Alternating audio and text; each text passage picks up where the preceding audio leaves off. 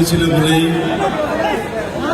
1971 সালে আওয়ামী লীগের সকল নেতৃবৃন্দ পলায়ন করার পরে বাংলাদেশে কোন সংকট সৃষ্টি হয় নাই স্বাধীনতা যুদ্ধের ঘোষণার জন্য। তৎকালীন মেজর জিয়া বাংলাদেশের স্বাধীনতার ঘোষণা দিয়েছিলেন, সেটাই চট্টগ্রাম থেকে। একজন জিয়াউর রহমানের জন্ম হয়েছিল বলেই 75-এর পরে বাংলাদেশের সাংবিধানিক সংকটময় মুহূর্তে রাষ্ট্র পরিচালনার দায়িত্ব যাদেরই ছিল সাংবিধানিকভাবে, তাদের কর্মকাণ্ড সাংবিধানিক প্রক্রিয়ায় সম্পন্ন হতে পেরেছিল। আমি এর বেশি বলছি না, এটা আকার ইঙ্গিতে বললাম। এবং রাষ্ট্রপতি জিয়াউর রহমানের জন্ম হয়েছিল বলেই বাকশালের মাধ্যমে যে গণতন্ত্র হত্যা করা হয়, সেই গণতন্ত্রকে পুনরুজ্জীবিত করে 1979 সালে বহুদলীয় গণতন্ত্রের প্রবর্তন করা সম্ভব হয়েছিল। এবং রাষ্ট্রপতি জিয়াউর রহমানের মৃত্যুর পরেও, শাহাদাত বরণের পরেও বাংলাদেশে গণতান্ত্রিক ধারাবাহিকতা কিছু সময়ের জন্য অক্ষুণ্ণ ছিল, তারপরে সামরিক স্বৈরশাসন আসে। একটু দয়া করে শান্ত থাকেন। 1981 সালের পরে দেশনেত্রী বেগম খালেদা জিয়ার রাজনীতিতে আগমন হয়। একজন গৃহিণী থেকে তিনি রাজপথের স্বৈরতন্ত্র বিরোধী, সামরিক শাসন বিরোধী দীর্ঘ 9 বছর সংগ্রামের মধ্য দিয়ে নিজেকে আকস্মিক দেশনেত্রী হিসেবে প্রতিষ্ঠা করেন। 1991 সালে সংসদীয় পদ্ধতির সরকার প্রতিষ্ঠা করেন। সাংবিধানিক সংশোধনের মধ্য দিয়ে সেই সরকারের ধারাবাহিকতা আজ পর্যন্ত সংসদীয় পদ্ধতিতে চলছে। সে যেভাবেই হোক সংসদীয় পদ্ধতি চলছে। দেশনেত্রী বেগম খালেদা জিয়ার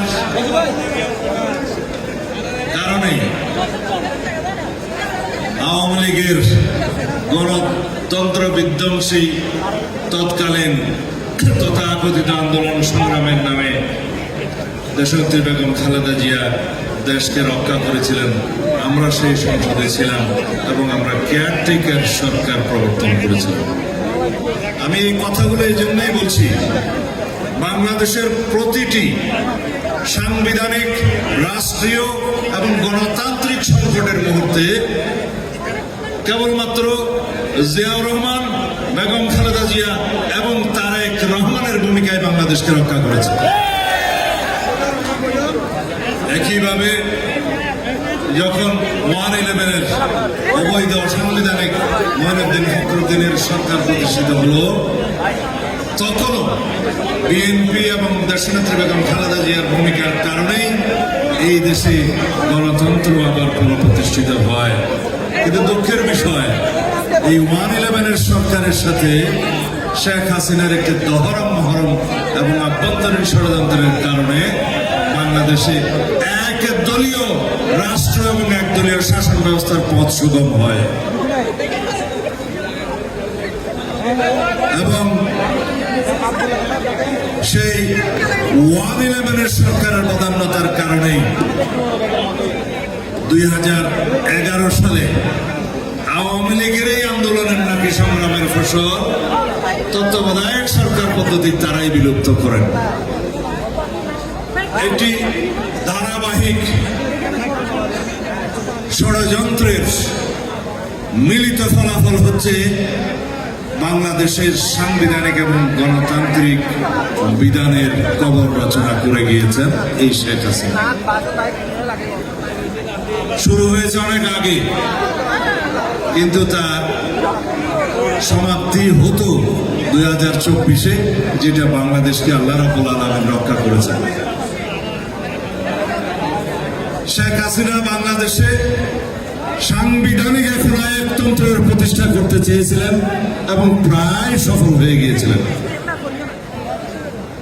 শেখ হাসিনা বাংলাদেশে সংসদীয় স্বৈরতন্ত্রের প্রবর্তন করতে চেয়েছিলেন এবং প্রায় সফল হয়ে গিয়েছিলেন। সেই রকম একটি একনায়কতান্ত্রিক সাংবিধানিক প্রক্রিয়াকে যদি বাংলাদেশ থেকে চিরতরে উৎখাত করতে হয়, তাহলে বিদ্যমান সংবিধানের গণতান্ত্রিক সংস্কার ছাড়া কোনো গতি নাই। সেই গণতান্ত্রিক সংস্কারের জন্যই আমরা 2023 সালের 13ই জুলাই বাংলাদেশের মানুষের সামনে 31 দফা পেশ করেছিলাম। সেই 31 দফার প্রথম দফাই হচ্ছে একটি সংবিধান সংস্কার কমিশন গঠন করা হবে যদি আমরা রাষ্ট্র ক্ষমতায় যাই। যাই হোক, সেই সংবিধান সংস্কার কমিশন অন্তর্বর্তীকালীন সরকার গঠন করেছে। সেখানে আমরা আমাদের দলের পক্ষ থেকে ব্যাপক সংবিধান সংশোধনের জন্য 62টি প্রস্তাব দিয়েছেন। এখন তারা সেই সংবিধান সংস্কার কমিশন এবং অন্যান্য আরো 3টি সংস্কার কমিশন 15ই জানুয়ারি অন্তর্বর্তীকালীন সরকারের কাছে রিপোর্ট প্রদান করেছে। আমরা ধন্যবাদ জানাই। এখনো পুরোপুরি আমরা সব রিপোর্টের ভিতরে প্রবেশ করতে পারিনি। আমরা সমস্ত রিপোর্টগুলো দেখে আমাদের প্রস্তাবনায় কি আছে তার সাথে মিল আছে কিনা আমাদের প্রতিক্রিয়া আমরা জানাবো। কিন্তু প্রাথমিকভাবে বলতে চাই, সংবিধান সংস্কার কমিশন যে উদ্দেশ্যে বাংলাদেশে সাংবিধানিক একনায়কতন্ত্র বিলুপ্তির জন্য প্রস্তাব পেশ করেছেন তাকে সাধুবাদ জানানো যায়। তবে এমন সব কিছু প্রস্তাব আছে যেগুলো জাতীয় ঐক্যমতের ভিত্তিতেই নিষ্পত্তি হবে বলে আশা করি। অবশ্যই অন্তর্বর্তীকালীন সরকার সংস্কার কমিশনের রিপোর্টগুলো নিয়ে রাজনৈতিক দল সহ অন্যান্য অংশীজনের সাথে খুব দ্রুতই আলোচনার ব্যবস্থা করবেন বলে আশা করি, যেন অযথা সময় ক্ষেপণ না করা হয়। এখন সংস্কার কমিশন রিপোর্ট দিয়েছে, 31শে ডিসেম্বরের ভিতরে দেওয়ার কথা ছিল, 15 দিন পরে দিয়েছে, অসুবিধা নেই। কিন্তু এখন বলছে অগ্রাধিকার নিরূপণের জন্য নাকি আরো 1 মাস সময়ের প্রয়োজন। কিন্তু অগ্রাধিকার হচ্ছে বাংলাদেশের জনগণের সামনে গণতান্ত্রিক সরকার, রাজনৈতিক সরকার প্রতিষ্ঠা করা, একটি সুষ্ঠু নির্বাচনের মধ্য দিয়ে। সেটাই একমাত্র অগ্রাধিকার হওয়া উচিত। যাই হোক, সংবিধানের প্রস্তাবনা, রাষ্ট্র পরিচালনার মূলনীতি, মানবাধিকার সহ অন্যান্য বিষয়ে ব্যাপক ভিত্তিক সংস্কার কমিশন ব্যাপক ভিত্তিক পরামর্শ প্রদান করেছেন, যেগুলো খুব গভীরভাবে বিশ্লেষণ করা দরকার। যে বাংলাদেশের রাজনৈতিক সংস্কৃতির সাথে যেগুলো যায়, দীর্ঘদিনের মানুষের রাজনৈতিক সংস্কৃতি চর্চার সাথে যেগুলো যায়, সেগুলো অবশ্যই গ্রহণ করা হবে। এমন কোন সংস্কার প্রস্তাব বাংলাদেশের মানুষ গ্রহণ করবে না, এমন কোন পরীক্ষা নিরীক্ষা এই মুহূর্তে বাংলাদেশের মানুষ গ্রহণ করবে না যা জাতিকে আরো বেশি সংকটের দিকে ফেলে দিতে পারে। এই জাতিকে নিয়ে অনেক পরীক্ষা নিরীক্ষা হয়েছে, কিন্তু এইবার একটি সুদৃঢ় রাষ্ট্র কাঠামো প্রতিষ্ঠা করতে গেলে অবশ্যই সমগ্র জাতির মধ্যে যে ফ্যাসিবাদ বিরোধী ঐক্য সৃষ্টি হয়েছে তাকে কাজে লাগিয়ে সমস্ত সংস্কারগুলো আমাদের করতে হবে। যারা বিভিন্ন রকমের সংস্কার প্রস্তাব প্রদান করেছেন কমিশনগুলোর কাছে আমরা দেখেছি, তাদের মধ্যে এমন কিছু প্রস্তাবনা ছিল যে প্রস্তাবনাগুলো বাংলাদেশের রাজনৈতিক সংস্কৃতির সাথে যায় না। আমরা এই দেশের সবচাইতে বৃহৎ রাজনৈতিক দল হিসেবে নিজেদেরকে দাবি করি, মানুষ বলে। সুতরাং জনগণ যদি সার্বভৌম হয়, সাংবিধানিকভাবে জনগণের নির্বাচিত প্রতিনিধিরা হচ্ছে সার্বভৌম শক্তির প্রতিনিধি। এবং সেই সার্বভৌম শক্তির প্রতিনিধিত্ব করে সার্বভৌম সংসদে। সুতরাং কথা একটাই, জনগণই সকল ক্ষমতার উৎস, যেটা রাষ্ট্রপতি জিয়াউর রহমান বলে গিয়েছিলেন, এবং জনগণই হচ্ছে একমাত্র সার্বভৌম শক্তি। সুতরাং যারা বিভিন্ন রকমের সংস্কার প্রস্তাবের মধ্য দিয়ে বাংলাদেশের এই রাজনৈতিক সংস্কৃতিকে শক্তিশালী করতে চাইবেন, আমরা তাদেরকে স্বাগত জানাবো। কিন্তু জনগণের সার্বভৌমত্ব ওখানে প্রথম থাকতে হবে, অগ্রাধিকারে থাকতে হবে। অনির্বাচিত সরকারের দীর্ঘদিনের রাষ্ট্র পরিচালনার ইতিহাস আমাদের কাছে খুব সুখকর নয়, অতীতের ইতিহাসও খুব সুখকর নয়। বাংলাদেশের রাজনৈতিক ইতিহাসের দিকে তাকালে দেখা যায় শুধুমাত্র স্থিতিশীল রাজনৈতিক পরিস্থিতি বাংলাদেশের স্থিতিশীল অর্থনৈতিক পরিস্থিতি বজায় রাখতে সক্ষম। এখন বাজারের সরবরাহ ব্যবস্থা ঠিক নেই, আইন শৃঙ্খলা পরিস্থিতি ঠিক নেই, অনির্বাচিত সরকার কতদিন থাকবে সেটা ঠিক নেই, এবং আপনারা কবে রুটম্যাপ দিবেন তারও কোনো নির্দেশনা নেই। ভাষা সময়ের কথা বলছেন, এত সালের শেষে অত সালের প্রথমে নির্বাচন হতে পারে, সেটা আমরা সন্তুষ্ট নই, এদেশের জনগণ সন্তুষ্ট নয়। নির্বাচন কমিশন গঠিত হয়েছে, ভোটার তালিকা সহ অন্যান্য প্রয়োজনের কাজ চলমান, অন্যান্য আইনি সংস্কার শুধুমাত্র কাগজি ব্যাপার, অন্যান্য প্রাতিষ্ঠানিক সংস্কার সময় বেশি লাগার কথা নয়, অন্যান্য মাঠের সংস্কারের বিষয়টি আইনি সংস্কারের উপর নির্ভরশীল। আমরা খুব হিসাব নিকাশ করে বলেছি, খুব বেশি হলে আগামী জুলাই আগস্ট লাগতে পারে একটি নির্বাচন অনুষ্ঠানের জন্য। এই দেশে জুন মাসে নির্বাচন হওয়ার ইতিহাস আছে। আমি নিজেও 12 জুনের অনুষ্ঠিত 1996 সালের একটি নির্বাচনে নির্বাচিত হয়েছিলাম। এই দেশে জুলাই আগস্ট মাসে সবচাইতে বড় গণ অভ্যুত্থান সংগঠিত হয়েছে। সুতরাং জুলাই আগস্ট মাসের সম্মান রক্ষার্থে আমি মনে করি জুলাই আগস্ট মাসের মধ্যেই জাতীয় সংসদের নির্বাচন কোনো একটি মহলকে রাজনৈতিক দল গঠন করার সুযোগ দেওয়ার জন্য এবং তাদেরকে অবৈধভাবে সরকারি সুযোগ সুবিধা দেওয়ার জন্য কোনো ভূমিকা থাকা অন্তর্বর্তী সরকারের উচিত হবে না বলে সবাই মনে করে। আপনারা কাউকে প্রতিপক্ষ করবেন না, আমাদের কাছে পক্ষ একটাই, আমরা সবাই জনগণের পক্ষ, আমরা কারো প্রতিপক্ষ হতে চাই না। যদি ফ্যাসিবাদ বিরোধী যে ঐক্য এখন আছে, যেটা সৃষ্টি হয়েছে জুলাই আগস্ট গণ অভ্যুত্থানের মধ্য দিয়ে, সেটা আমরা রাজনৈতিক সংস্কৃতি হিসেবে চর্চা করতে পারি, ভবিষ্যৎ প্রজন্মের জন্য সেটাই উদাহরণ হয়ে থাকবে। এই দেশে আর কখনো ফ্যাসিবাদের জন্ম হবে না। আমাদের অগ্রাধিকার, অবশ্যই অগ্রাধিকার, যে জাতিতে ফ্যাসিবাদ বিরোধী যে ঐক্য গঠিত হয়েছে, সৃষ্টি হয়েছে, তাকে সবসময় রাজনৈতিক সংস্কৃতি হিসাবে ঊর্ধ্বে তুলে ধরতে হবে। আমরা কোন রকমের ঘোষণাপত্র তৈরির উদ্যোগকে নিরুৎসাহিত করি না, কিন্তু সেই ঘোষণাপত্রের আইনি দিক কি হবে, তার আইনি প্রভাব কি হবে, সাংবিধানিক প্রভাব কি হবে, তার ঐতিহাসিক প্রভাব কি হবে, রাজনৈতিক গুরুত্ব কি হবে, সা নির্ধারণ করার পরেই কেবল ঘোষণাপত্র হওয়া যায়। এবং সেই ঘোষণাপত্রে অবশ্যই ফ্যাসিবাদ বিরোধী আন্দোলনে যারা অংশগ্রহণ করেছে, সকল রাজনৈতিক শক্তি, সামাজিক শক্তি, তাদের সকলেরই দস্তখত থাকতে হবে, সম্মতি থাকতে হবে এবং তাদের অন্তর্ভুক্তি থাকতে হবে।